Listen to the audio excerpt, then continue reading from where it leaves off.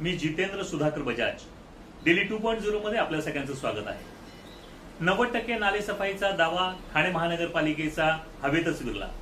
वाघोबानगर येथील नाला अजूनही कचऱ्याने तुडुंब भरलेला.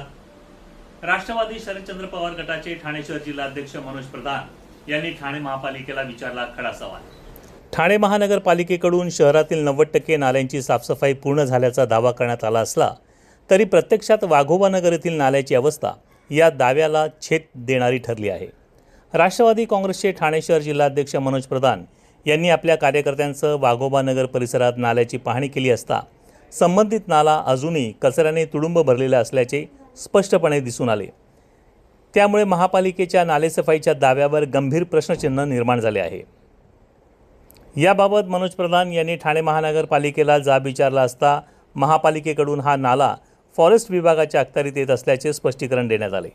मात्र यावर मनोज प्रधान यांनी तीव्र प्रतिक्रिया देत उलट प्रश्न उपस्थित केला. फॉरेस्ट विभाग सुद्धा तुमच्या सरकारच्या अखत्यारीत येतो, मग जबाबदारी टाळण्याचा प्रयत्न का केला जात आहे? दरम्यान नागरिकांमध्येही संताप व्यक्त केला जात असून पावसाळ्याच्या तोंडावर नालेसफाई अपूर्ण राहिल्याने भविष्यात पाणी साचण्याचा धोका वाढण्याची शक्यता व्यक्त केली जात आहे. आज 6 जून पहिले आज आम्ही दौरा केला 24 नंबरमध्ये आणि वाघोबा नगरमध्ये आपल्याला दाखवलं कशा पद्धतीने नाल्याची सफाई झालेली आहे. महानगरपालिका म्हणते की 90% काम संपलेलं आहे. आता आपण हा 9 नंबरमध्ये अगदी मेन रोडवरनं 100 मीटरवर हा नाला आहे, हा बघून घ्या.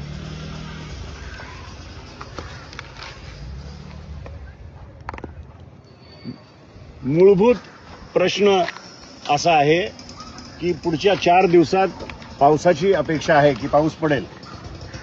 तुम्हीच मला सांगा, जर आपले नाले असे असतील तर ह्याला जबाबदार कोण? कुठल्या अधिकारीला या नाल्यात टाकू एवढं सांगा. कोणीतरी या 9 नंबरची जबाबदारी स्वीकारली पाहिजे. आपल्या माध्यमातून मी महानगरपालिकेला सांगू इच्छितो की अशा प्रकारची घाण आणि घाणीचं साम्राज्य चालणार नाही. दिनांक 6 जून आम्ही आज वाघोबा नगर प्रभाग क्रमांक 24 मध्ये आलो. माझ्याबरोबर इथले माजी नगरसेवक अक्षय ठाकूर आहेत, आमचे ब्लॉकचे अध्यक्ष कैलाश हावळे आहेत, अजय राजभर आमचे वॉर्ड अध्यक्ष आहेत. त्यांचं सगळ्यांचं म्हणणं होतं की आमच्या इथे नालेसफाई झाली नाही. महानगरपालिकेला विचारलं तर ते म्हणतात 90% नालेसफाई झालेली आहे आणि म्हणून मुद्दामून आज या ठिकाणी आलोय.